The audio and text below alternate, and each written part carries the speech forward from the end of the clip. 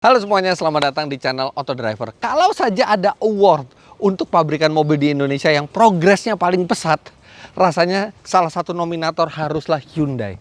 Merek dari Korea ini perkembangannya begitu pesat akhir-akhir ini di Indonesia dalam berbagai hal. Yang pertama, mereka sekarang dipegang langsung oleh Hyundai Principal di Koreanya. Kemudian mereka membangun pabrik yang megah di Indonesia yang sebentar lagi akan beroperasi, menunjukkan keseriusan mereka, serta yang paling terasa di konsumen adalah line up produknya. Tadinya Hyundai itu adalah merek mungkin 10 atau 15 tahun lalu, itu adalah merek yang alternatif bagi mereka yang ingin mobil yang cukup oke dikendarai, tapi harganya murah atau terjangkau. Jadi budget car. Kalau di dunia penerbangan mungkin seperti budget airlines. Tapi sekarang mereka sudah berubah. Lihat saja line up mereka di pasar. Mereka menggebrak dengan memasukkan 2 mobil listrik sekaligus, Kona Electric dan Ioniq. Kemudian mereka memiliki Hyundai Palisade yang bahkan itu sudah sangat dekat ke kelas premium. Dan inilah salah satu produk terbaru mereka di Indonesia, yaitu Hyundai Santa Fe yang facelift di 2021. Jadi generasi ini sebenarnya muncul di 2018, tapi facelift di 2021 ini membuat mobil ini bagaikan all new. Tidak terasa seperti sekedar facelift, tapi banyak sekali bukan hanya model tapi juga teknologi-teknologi baru yang disematkan, dan harganya juga cukup premium. Ini tipe yang termahal ini 700 juta rupiah lebih. Dan Hyundai artinya sudah tidak takut lagi menjual mobil yang harganya tinggi, karena mereka percaya bahwa sekarang mereka memiliki desain, fitur, dan kualitas yang memang sepadan dengan harganya. Nah, sekarang kita akan lihat apa saja yang dimiliki oleh Hyundai Santa Fe facelift 2021 ini, dan yang lebih penting lagi bagaimana rasa berkendaranya.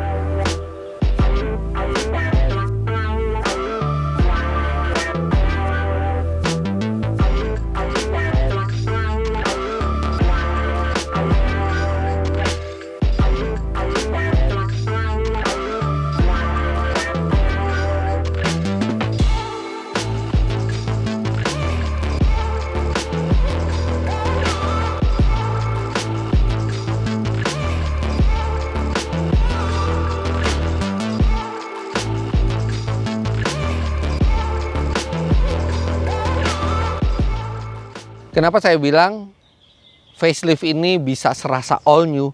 Lihat saja perubahan di bagian depannya. Grillnya berubah total, sekarang lebih besar dan langsung menyambung ke lampu. Tidak ada lagi bagian bodi di sini. Lebih berani desainnya itu, dan lebih menunjukkan jati dirinya, bangga sebagai Hyundai. Dan ini terlihat cukup premium. Lampunya ini di bawah menyambung dengan grill yang materialnya juga ini warnanya terasa mahal, dan DRL ada di atas dan bawah sini juga. Dan mobil ini terasa jauh lebih mahal auranya dibandingkan sebelumnya. Dari bagian samping ada beberapa perubahan ornamen, tapi tidak sesignifikan di depan. Dan keren, kelihatannya juga mobil ini proporsional dan terlihat elegan juga. Nah, satu yang terlihat langsung oleh mata adalah peleknya. Dan ini kinclong peleknya, karena saya yang membersihkan pelek ini sebelum mulai syuting dengan produk dari Sonax. Dan ini mudah sekali membersihkannya. Untuk mengaplikasi Sonax Wheelbase Cleaner ini, Anda cukup spray ke velg kendaraan Anda dan tunggu sekitar 3-4 menit hingga proses cairan berubah warna menjadi ungu pekat. Cairan tersebut adalah hasil reaksi dari kandungan chemicals dengan kotoran besi pada ban. Kemudian untuk membersihkannya cukup bilas velg Anda dengan air bertekanan. Nah, Sonax ini nih efektif banget buat mengangkat kotoran dan debu, terutama residu dari rem. Itu sangat mudah dibersihkan oleh Sonax ini. Kemudian dia juga aman untuk semua jenis velg dan bahannya, serta tidak meninggalkan residu. Jadi dengan mudah velg langsung bisa kinclong. Dan by the way, buat teman-teman yang mau mendapatkan Sonax Beast Wheel Cleaner ini, gampang sekali, tinggal di deskripsi di bawah ada linknya, tinggal klik di situ. Nah, kembali ke pelek. Peleknya ini ukuran 18 inci dengan lebar ban 235 mm dan aspek rasio 60. Artinya ban ini memang cukup lebar ya, 235 mm.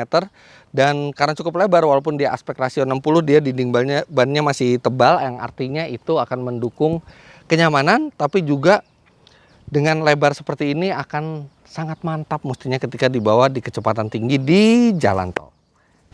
Wah, sudah dilengkapi dengan pegas sehingga sangat mudah membukanya bagaikan memang merek premium.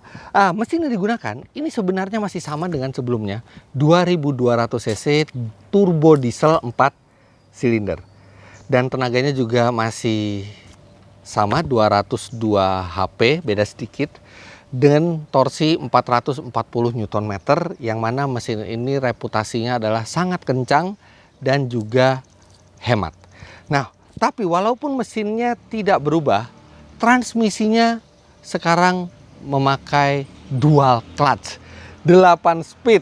Jadi ini transmisi yang canggih, transmisi kopling ganda yang mestinya perpindahannya akan sigap dan halus, serta dia juga sudah 8 speed, dan tenaga serta torsi tersebut disalurkan lewat transmisi 8 speed dual clutch ke roda depan. Nah, di bagian belakang ini perbedaan yang paling nyata adalah ini. Anda pasti bingung kenapa bagasinya tiba-tiba membuka sendiri. Itu karena cara membuka bagasi di Santa Fe ini belum pernah kami temui di mobil-mobil lainnya. Jadi kalau mobil-mobil lainnya, kalau misalnya Anda bawa barang, Anda bawa kunci, Anda tinggal mengayunkan kaki di bawah, dia akan membuka secara otomatis. Itu yang ada di beberapa pabrikan premium juga misalnya. Tapi yang di Hyundai ini lebih kecil lagi effortnya untuk membuka bagasi, yaitu kalau misalnya Anda memiliki kunci di kantung dan mobil dalam keadaan terkunci, Anda tinggal mendekat saja ke belakang. Dan kalau misalnya sistem mendeteksi bahwa Anda datang, kemudian Anda diam di belakang bagasi ini dalam waktu yang cukup lama, artinya Anda ingin membuka bagasi dan dia akan terbuka secara otomatis. Oke, kadang itu praktis, tapi kadang memang merepotkan. Seperti tadi lagi mereview di belakang, tiba-tiba dia membuka sendiri, atau kadang-kadang kalau misalnya kita lagi mau nongkrong sama teman-teman di sini, tiba-tiba out of nowhere dia ngebuka. Tapi minimal itu akan berguna kalau misalnya Anda membawa barang belanjaan dan Anda malas mengayunkan kaki, Anda tinggal dekati ke sini saja, asal dia mendeteksi Anda dari jauh datang ke mobil, dan dia akan membuka secara otomatis. Nah, ketika Anda sudah membuka, ini kapasitasnya besar bagasi dari Santa Fe ini. Bahkan dalam keadaan 3 baris kursi itu tegak, dia masih di atas 300 liter kapasitasnya. Kalau bangku paling belakang itu dilipat, itu masih 600-an liter. Dan kalau bangku tengah dilipat juga, total bisa 1.600 liter lebih. Jadi ini sangat cukup untuk berbagai macam kebutuhan barang bawaan Anda. Dan di sini juga ada ada partisi yang bisa dibuka, dilepas atau dipasang, dan ketika dilepas ada tempat penyimpanannya sehingga rapih di bawah sini. Dan dia juga cukup rata serta mudah untuk melipat atau menegakkan kursi. Bahkan untuk kursi di baris kedua, kalau kita mau melipat juga tinggal pencet satu tombol di sini. Dan bangku kedua itu pelipatannya ada 2 jenis.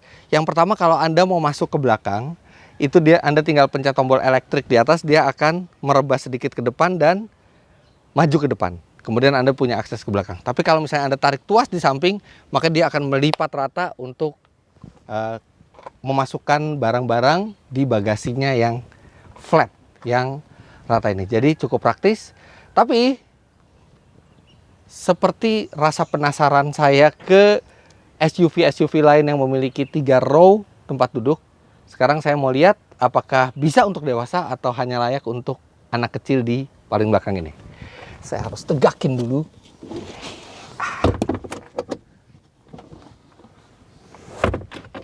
Oke. Sekarang kita masuk ke belakang.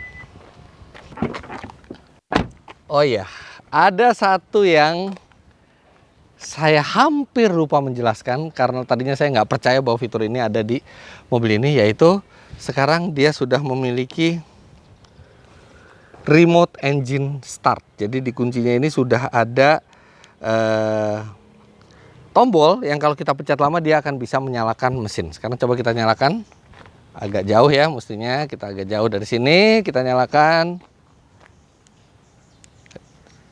Oke, kita harus pencet kunci dulu baru kita.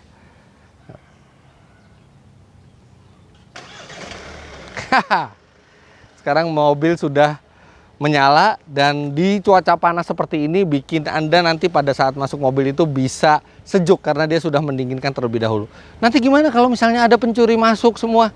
Tenang, pertama mobil dalam keadaan terkunci, dan kalaupun kacanya dipecah, tapi kalau orang itu tidak membawa kunci ini, dia tidak akan bisa memasukkan gigi transmisi karena yang bekerja di mobil ini hanya mesinnya, tapi sistem lainnya tidak bekerja. Canggih kuncinya. Sekarang kita masuk ke dalam, yang pasti sudah dingin karena mesinnya sudah nyala. Tapi sebelumnya saya mau mengingatkan lagi ke teman-teman yang berminat untuk memulai usaha atau mengembangkan usaha di bidang otomotif, jual beli mobil atau komponen otomotif, aksesoris. Sekarang ada marketplace terbaru yang canggih yang bernama Gias Auto 360. Gias Auto 360 ini memang spesial khusus dibuat sebagai platform jual beli otomotif, baik itu mobil maupun komponen pendukung, secara mudah, aman, dan nyaman. Nah teman-teman, kalau misalnya berminat untuk menjadi merchant, caranya sangat mudah dan gratis.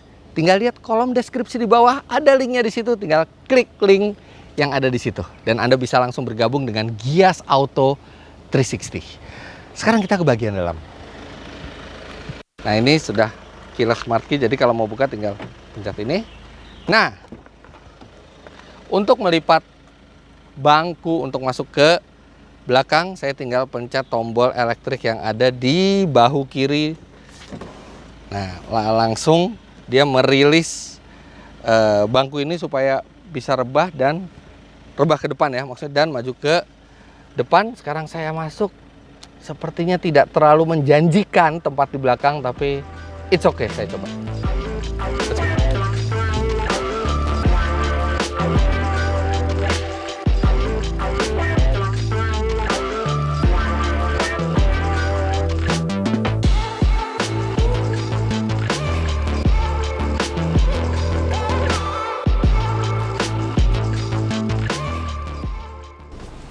Oke. Anda bisa lihat kepala saya mentok tapi ngepas ya. Jadi kalau misalnya saya tingginya 177 cm, kalau misalnya teman-teman tingginya di bawah saya, mestinya cukup aman ini. Dan ini ruang kakinya lumayan besar kalau misalnya kursi ini dimajukan ke space yang paling depan, ke posisi paling depan. Nah, sekarang kalau misalnya kita tolong dimundurin sampai belakang. Nah ini kalau posisi paling mundur bangku tengah ini, nah ini memang kaki mentok ya, bener-bener nggak enak. Tapi kalau dimajuin dikit, nah ini dimajuin sedikit, nah ini sudah tidak mentok lagi. Tapi definitely tidak akan nyaman untuk orang dewasa perjalanan jauh. Ini hanya cocok untuk anak kecil ya. Nggak kecil-kecil amat, tapi jelas bukan untuk orang dewasa yang di atas 165 cm gitu. Nah, di belakang ini uniknya ada pengatur AC sendiri. Jadi Anda akan merasa punya kontrol sendiri terhadap AC. Ini ada ventilasi di kanan dan kiri. Bisa dimatikan, dinyalakan. Dan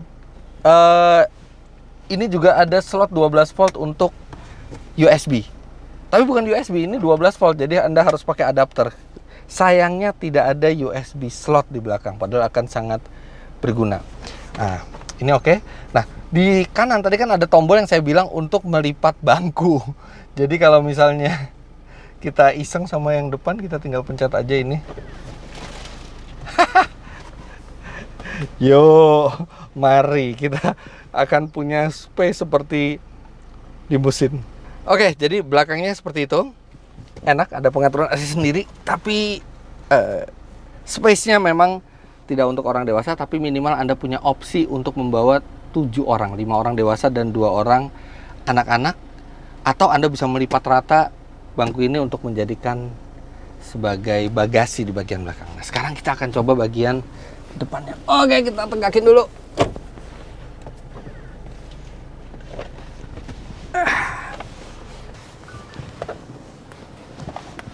Memang nggak gampang-gampang amat sih keluar masuknya. Dan dia nggak balik ke posisi semula ya. Jadi dia balik ke posisi yang agak depan dan sangat tegak. Jadi harus di setel lagi sendiri.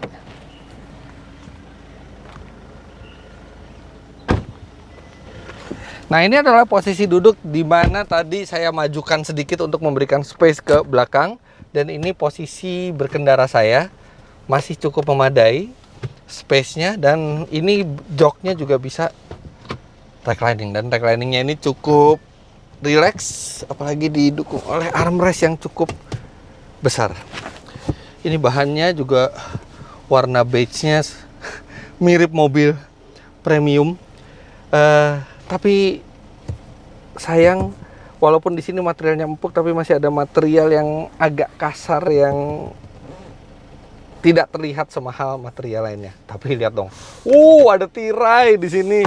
Kemudian ada 2 buah USB slot, dan mobil ini juga dirancang untuk Anda yang menggunakan jasa pengemudi, karena lihat ini, dia bisa diatur. Ini memang sudah ada dari sebelumnya ya, tapi ini nggak banyak di kelas SUV yang bisa seperti ini, yang bisa memajukan dan mengatur kerebahan dari kursi depan kiri untuk kenyamanan Anda di sini. Dan space lega itu juga makin terasa aura leganya karena ada panoramic roof yang besar sekali dari depan sampai belakang. Kemudian ini channel di sini yang biasanya itu tinggi, ini rendah sekali, jadi hampir tidak mengganggu apapun karena dia juga penggerak depan. Nah, gimana kalau misalnya kita mundurkan sampai maksimal? Nah, ini lebih nyaman lagi, apalagi kursinya juga tinggi, jadi dia menopang paha secara baik. Headroom memadai, legroom masih sangat besar. Ini cukup menyenangkan duduk di bangku barisan tengah ini. Dan kalau Anda bos, Anda juga layak duduk di sini, dan Anda bisa mengatur bangku kiri depan secara mudah. Nah, sekarang kita ke depan. Karena di depan ini banyak sekali perubahannya dibandingkan sebelum facelift. Nah, lihat dong, ini interiornya berubah cukup drastis dibandingkan sebelumnya. Jarang-jarang facelift itu mengubah interior mobil seperti ini. Yang paling kelihatan ini, sekarang konsol tengahnya model terbaru dari Hyundai, yang ini senada juga yang ada di Palisade, terus mengambang seperti yang ada di Kona Electric, dan transmisi sudah tidak lagi menggunakan tuas tapi menggunakan tombol. Jadi ini berubah total. Biasanya mobil all new yang mengubah interior seperti ini. Entertainment system ini sebenarnya masih mirip dengan sebelumnya, tapi dengan operating system terbaru. Jadi dia sudah bisa Apple CarPlay yang wireless. Jadi Anda tinggal hubungkan dengan Bluetooth dan dia sudah langsung Apple CarPlay seperti ini. Resolusinya juga sangat bagus, warna-warnanya juga cerah. Serta di bawah sini ada USB slot.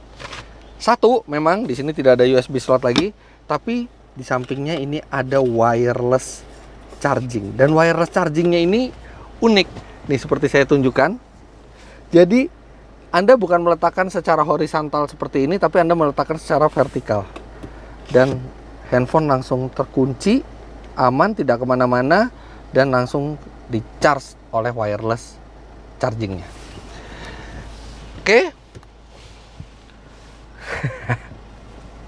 Instrumen sekarang full digital, dan ini adalah instrumen full digital yang terbaru dari Hyundai.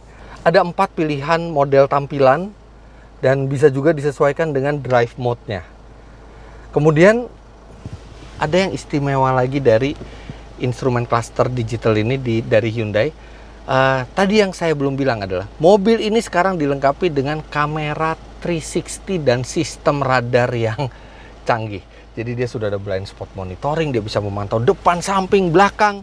Kamera 360-nya juga sangat jelas. Serta kalau misalnya Anda memberi send, nah dia keluar image di sebelah kiri memperlihatkan blind spot yang ada di sebelah kiri mobil Anda. Jadi bukan hanya peringatan tapi juga langsung ada gambar di sebelah kiri. Speedometer langsung berubah digital dan dia menampilkan image blind spot yang ada di sebelah kiri. Begitu juga kalau kita ke sebelah kanan, dia menampilkan image blind spot yang ada di sebelah kanan. Sangat memudahkan dan sangat membuat kita aman ketika di jalan dan membuat tampilan juga jadi keren sekali. Hyundai ini, tapi dalamnya rasanya premium. Bentuk dashboard tidak diubah. Ini materialnya berkualitas ya kulitnya. Dan walaupun tidak diubah bentuk dashboardnya, tapi ini tidak apa-apa karena ini bentuk dashboardnya sudah keren. Ini perpaduan antara desain yang mewah dan desain dashboard yang rendah sehingga visibilitas ke depan itu sangat baik.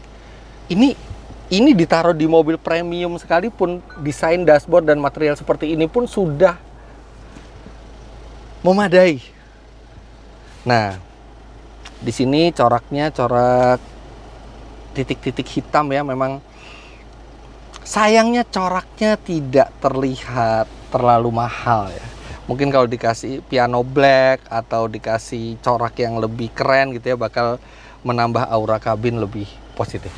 Tapi anyway, posisi nyetirnya tetap sama seperti sebelumnya dengan pengaturan tilt dan teleskopik, membuat posisi berkendara yang ideal, gampang untuk didapat. Jok sudah elektrik, kiri dan kanan.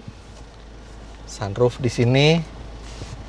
Materialnya nih sepintas terasa kasar. Sepintas terlihat kasar, tapi ini sebenarnya halus sekali ketika dipegang.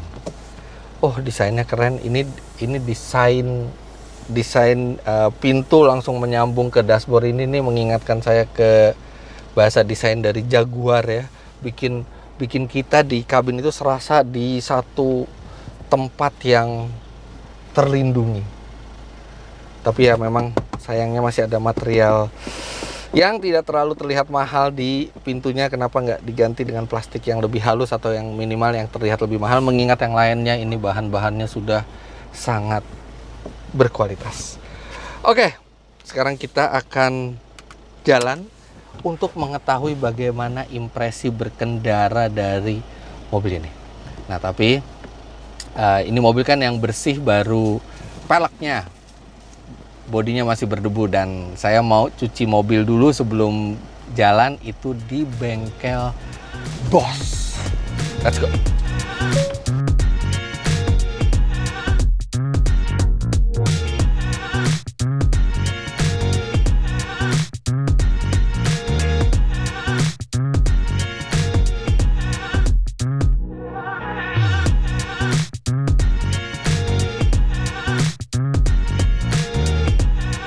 Nah, di bengkel Bosch ini bagaikan one stop service buat mobil Anda. Anda bisa ganti ban, ganti oli, servis ringan, namanya juga Bosch, ban, oli, dan servis. Lihat itu koleksi bannya lumayan lengkap. Kemudian bisa spuring, bisa balancing. Kemudian bengkel ini juga melayani tune up dan cuci mobil. Jadi Anda bisa sekali datang ke sini dan berbagai urusan mobil Anda langsung beres.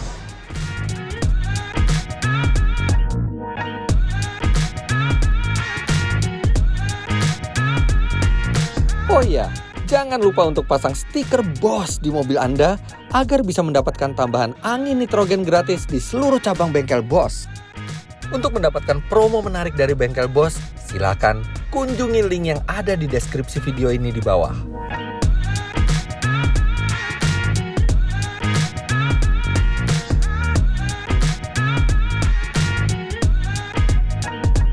Namun sebelum mulai berjalan dan melakukan pengetesan, kami lajukan mobil ini terlebih dahulu ke SPBU Shell untuk diisikan bahan bakar terbaru mereka, yaitu Shell V-Power Diesel.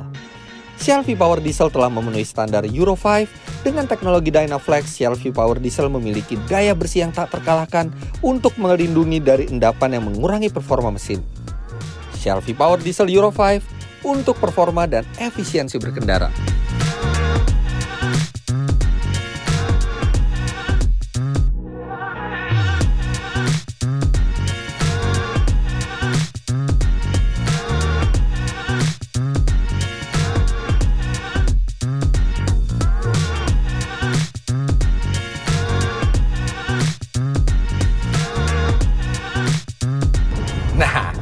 Sekarang mobil sudah bersih, kinclong, dan BBM-nya sudah diisi yang berkualitas. Sekarang saatnya kita coba.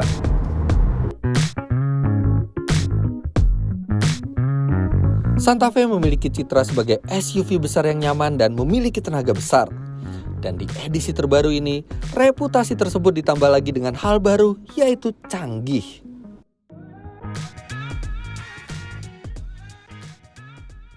Terasa canggih. Ya, mengendarai mobil ini tuh benar-benar serasa mengendarai mobil yang up to date. Kalau dulu kan Hyundai gitu ya, pabrikan Korea, kayak ya masih ada beberapa tahun di belakang lah teknologinya supaya menyediakan mobil yang harganya lebih reasonable, tapi yang ini rasanya benar-benar up to date. Hampir semua teknologi mobil premium terkini ya, bukan mobil biasa, mobil premium terkini itu ada di mobil ini. Instrumen digitalnya, kemudian transmisi tombolnya, wireless Apple CarPlay-nya, itu bikin kita seneng gitu loh, bahwa investasi yang kita berikan di mobil ini tuh dibayar dengan fitur-fitur yang memang tidak ketinggalan zaman. Kalau ada yang tanya, tapi kan belum ada voice command buat buka jendela atau buat buka sunroof gitu. Ya, memang belum ada. Tapi kalau bagi Anda yang mengkoneksikan mobil ini dengan Apple CarPlay atau Android Auto, mereka bisa memanfaatkan fitur Siri dan Hello Google. Ya lumayan bisa membantu banyak hal. Bukan sekedar keren luar dalam, Santa Fe juga nikmat untuk dikendarai. Mobil ini bantingannya pas ya. Dia nggak bisa dibilang keras, dibilang terlalu lunak juga enggak. Tapi pada saat dikendarai sendiri ini masih cukup nyaman. Dan ketika dibawa 5 atau sampai 7 orang itu juga masih stabil, masih mantap. Jadi ini benar-benar bantingan yang pas. Dia cukup nyaman. Pengendaliannya juga masih bagus. Ini tergolong bagus dan lumayan presisi, masih ada limbung tapi terprediksi. Keheningan kabinnya juga baik dan kualitas dari mobil ini tuh terasa solid. Semua di sini dipasang dengan proper dan menambah percaya diri kita di jalan, apalagi mesin dieselnya sangat halus. Berbicara mesin diesel, tenaga dan torsi besar dipadu transmisi kopling ganda bikin akselerasi terasa effortless. Mobil ini tenaganya besar hampir di semua putaran dan transmisinya juga sigap. Bahkan ketika Anda di sport mode, gas sedikit aja dia langsung downshift bisa 1 gigi atau 2 gigi. Dan akselerasinya tuh datang terus, apalagi dia transmisinya 8 speed dual clutch. Tersedia kapanpun tenaga itu ketika Anda mau. 440 Nm dan 202 HP. 0 sampai 100 km per jam tuntas dalam 8,6 detik. Ya, wajar saja kalau mesin ini juga dipakai di Hyundai Palisade yang lebih besar karena memang cenderung overpower mobil ini. Seneng gitu ngerasa mobil yang kita bawa itu mesinnya tuh tenaganya besar dan tersedia kapan saja. Udah gitu hemat lagi. Di dalam kota dengan kecepatan rata-rata 22 km per jam, saya bisa mencatat 13 km per liter. Sedangkan di tol itu deket-deket ke 20 km per liter. Ini mobil tenaganya seperti SUV yang sporty, tapi konsumsi BBM-nya seperti LCGC. Satu yang membantu kemudahan dan keamanan dalam berkendara adalah fitur radar canggihnya.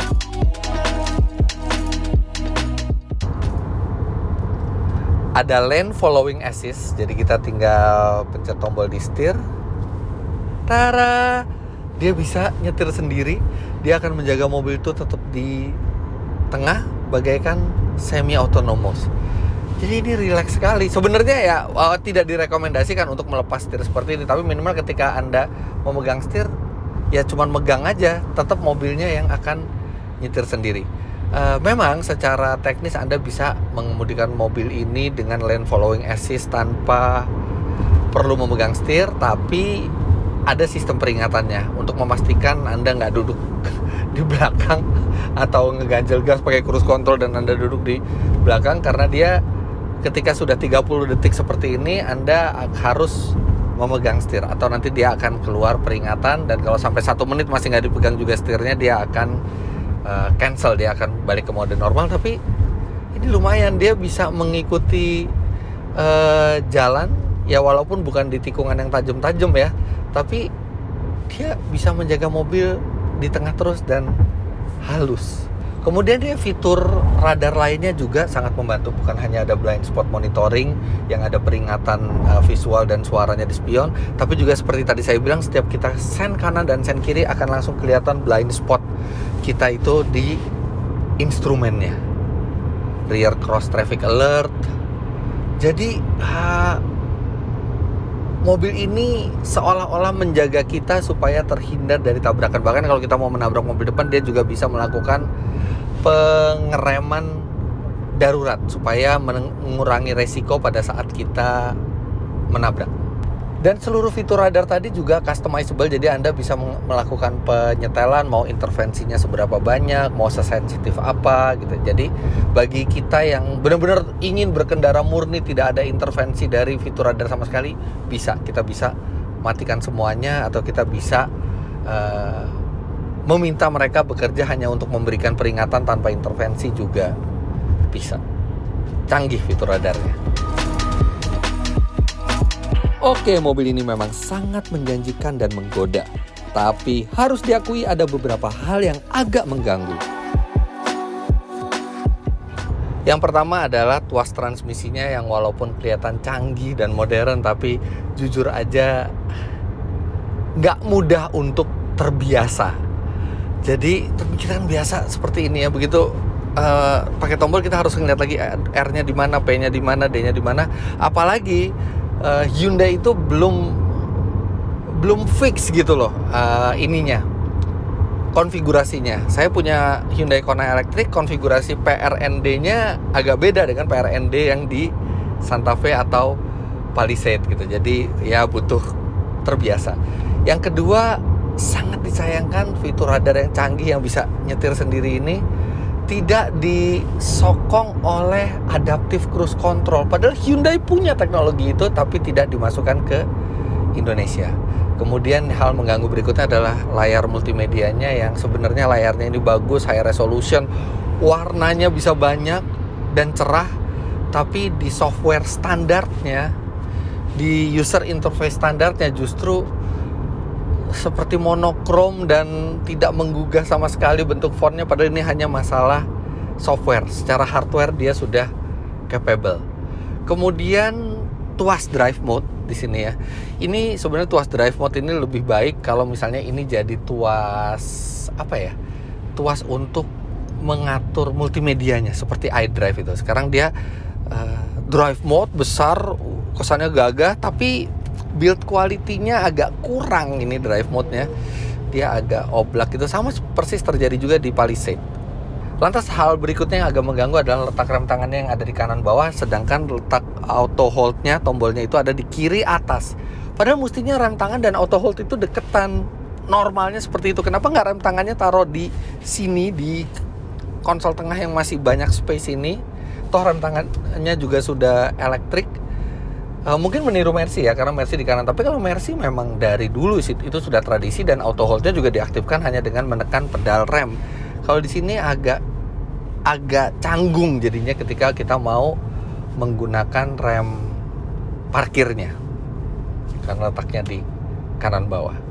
Kemudian di konsol tengahnya ini banyak ada 4 space kosong gitu. Padahal ini sebenarnya adalah varian yang paling tinggi, jadi kita berharap tidak ada space kosong. Mungkin space kosong ini berisi tombol-tombol fitur yang bisa saja tidak berguna di Indonesia, tapi karena ini ada di konsol tengah, jadi kesannya bukan model yang paling atas gitu. Kalau ini disembunyikan mungkin masih lebih oke. Taruh rem tangan aja di sini. Namun di lain sisi, mobil ini juga punya segudang kelebihan. Selain kelebihan yang sudah saya sebutkan pada saat mendeskripsikan mobil ini di awal, ada sejumlah detail lain yang sangat menyenangkan. Yang pertama, ini ketika kita memindahkan posisi lampu atau wiper itu ada informasinya di instrumen, jadi kita nggak perlu ngeliat, apalagi malam kadang-kadang kita lupa letak auto itu di mana, itu bisa langsung kelihatan. Hal simple tapi membantu. Kemudian ada storage di atas laci di sebelah kiri, itu mudah sekali kita mau meletakkan barang-barang di situ dan dalam jangkauan, tidak mengganggu kinerja airbag juga. Fitur yang mungkin itu ngetop di 90-an ya, tapi begitu ada lagi sekarang berguna juga. Dan pengaturan one touch sign lamp. Jadi ketika kita mau ngesen kan kita bisa ngesen langsung seperti ini, atau misalnya kita hanya setengah tuas dan dia berkedip 3 kali biasanya. Nah, di Hyundai ini sebenarnya di seluruh Hyundai dan Kia sekarang karena mereka bersaudara, itu ada pilihan untuk 3 kali menyala sennya, 5 kali atau 7 kali. Dan di Indonesia itu sangat berguna karena 3 kali di Indonesia itu terlalu pendek, jadi saya setnya ini 5 kali, jadi cukup lama nyala sennya sampai kita benar-benar udah berpindah jalur. Kemudian jangan lupakan juga mobil ini variannya banyak sekali. Nggak banyak SUV yang semahal ini variannya banyak. Dia variannya ada 6 total. 3 bensin, 3 diesel. Jadi mesin bensinnya itu 2500 cc, 180 HP dan 232 Nm. Ada 3 varian kemewahan, Style, Prime, dan Signature. Begitu juga dengan yang diesel. Harganya range-nya dari 500 jutaan sampai 700 jutaan. Jadi banyak sekali pilihannya untuk Anda pilih sesuai dengan keinginan Anda. Lantas ada fitur voice memo. Jadi kalau misalnya Anda ingat sesuatu atau Anda harus mencatat sesuatu untuk nanti Anda lihat beberapa saat kemudian, daripada nyatet pakai handphone yang berbahaya kalau nyetir, tinggal klik voice memo, dia akan bisa merekam suara Anda dan Anda bisa playback lagi kalau misalnya Anda butuhkan. Kemudian mobil ini juga punya quiet mode. Itu juga mode yang unik. Jadi kalau misalnya Anda duduk di belakang dan Anda tidak ingin terganggu musik, Anda bisa aktifkan quiet mode. Ketika lagi quiet mode, audio itu speakernya hanya depan yang bekerja, yang di belakang tidak. Atau misalnya Anda punya anak dan anak mau tidur di belakang tapi Anda ingin mendengarkan lagu, Anda pakai quiet mode. Jadi speaker benar-benar hanya di depan dan volume tidak bisa lebih dari posisi 7. Jadi itu untuk ya itu fitur sederhana tapi tidak ada di mobil lain. Kemudian footrest-nya ini besar, jadi perjalanan jauh itu kaki kiri bisa istirahat di kiri dengan nyaman. Secara overall, Hyundai Santa Fe melakukan facelift secara sangat positif. Ya, mereka berani melakukan perubahan yang drastis hanya di sebuah facelift. Kemudian kualitas berkendara dan fitur dari Hyundai Santa Fe ini mulai menyalip rivalnya dari Jepang, bahkan secara signifikan mendekat ke arah mobil Eropa. Jelas Hyundai Santa Fe ini semakin membuat Hyundai tidak bisa lagi dipandang enteng sebagai sebuah budget car. Mereka sekarang membuat sebuah proper car dengan teknologi terkini yang bahkan mulai mendekat ke arah kelas premium. Luar biasa perubahan dari Hyundai.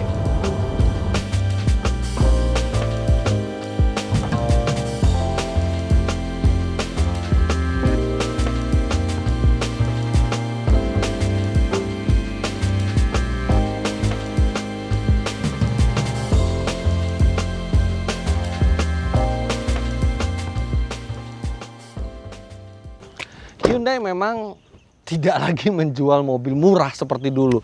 Line up-nya sekarang cukup mahal harganya. Bahkan sampai ada yang sudah di atas 1 miliar rupiah, Palisade yang 4x4. Termasuk Santa Fe ini juga di atas 700 juta rupiah. Tidak bisa dibilang murah. Tapi yang mereka pertahankan dari dulu hingga sekarang adalah value. Apa yang didapat konsumen dengan harga seperti ini, dan saya rasa Santa Fe memiliki banyak unique selling point yang tidak dimiliki oleh rivalnya dan membuat Anda juga akan merasakan progres dari Hyundai sekarang. Anda kendarai Hyundai 15 tahun lalu bandingkan dengan kompetitornya, dan Hyundai masa sekarang dan dibandingkan dengan kompetitornya terlihat bahwa betapa cepatnya pabrikan Korea ini mengejar ketertinggalannya, bahkan dalam banyak hal sudah menyaingi atau bahkan melampaui pabrikan rival utamanya, yaitu pabrikan Jepang. Dan Santa Fe ini bukan cuma memiliki performa tinggi, hemat, nyaman digunakan, lega dalamnya, dan fiturnya juga sangat baik. Bagi Anda yang ingin mencari SUV yang cukup besar untuk keluarga tapi masih enak untuk dikendarai sendiri dengan performa yang baik, Hyundai Santa Fe ini harus dijadikan salah satu pertimbangan Anda sebelum memilih mobil di kelas tersebut. Jadi begitulah hasil review kami terhadap Hyundai Santa Fe 2021 ini. Jangan lupa Anda klik like bila menyukai video ini, komentar di bawah, dan subscribe ke channel Auto Driver jika Anda belum. Main-main ke web kami di www.autodriver.com serta download aplikasi kami Auto Driver di Google Play Store. Terima kasih banyak Anda sudah menyaksikan. Sampai jumpa di video selanjutnya. Bye-bye.